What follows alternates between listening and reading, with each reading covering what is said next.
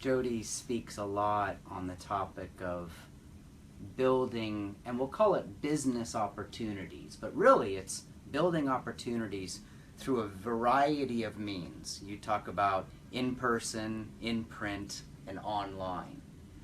And here's an example. We're in person. Yes. I did send out a few handwritten letters inviting people to watch us today. That's the print. Yes. And there's at least a couple of you out there watching us on Facebook or online. Well, So when maybe you 5 or 6. maybe 5 or 6. Yes. So Jody, Welcome.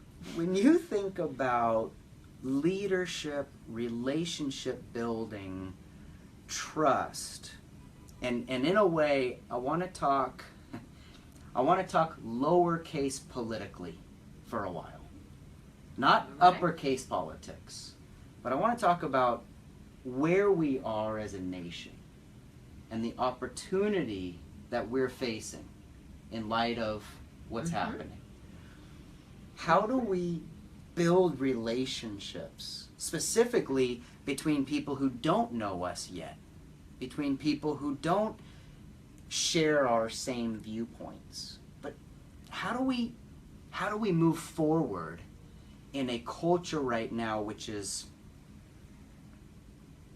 the word thick is on my mind. I'd say let's start with building the community of people we know and trust. Mm-hmm.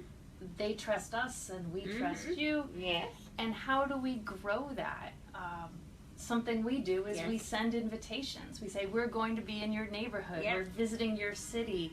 Let's meet for coffee. Let's have dinner. Let's go for a walk. So I know for us, part of it is staying in touch with people that we care about and we respect and admire.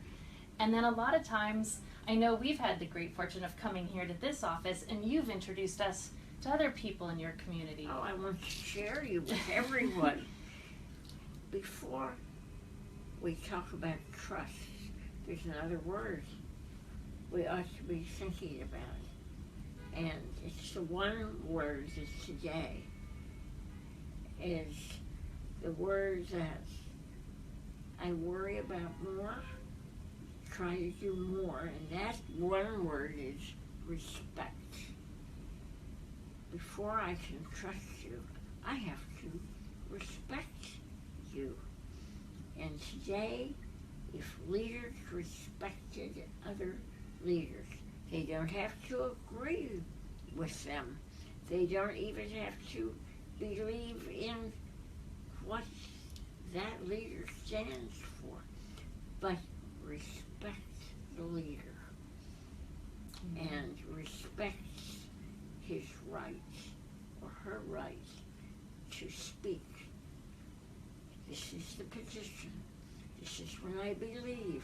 This is what I think we should be doing in our country, in our community. And we listen with respect. I may not agree, I may not think that's the greatest thing I've ever heard. I may think, where would that come from? No, but I respect you. It's a great lesson. Number one, respect for all people. When you look back to the beginning of our country,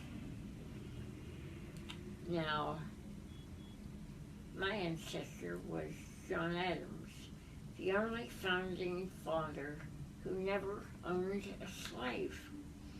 Beside him, around the table, was George Washington, who at that time owned 314 slaves. Now, as different as those values and those philosophies were, that did not prevent them from total respect. They could sit there and build a country together because they respected one another. They respected the powerful mission.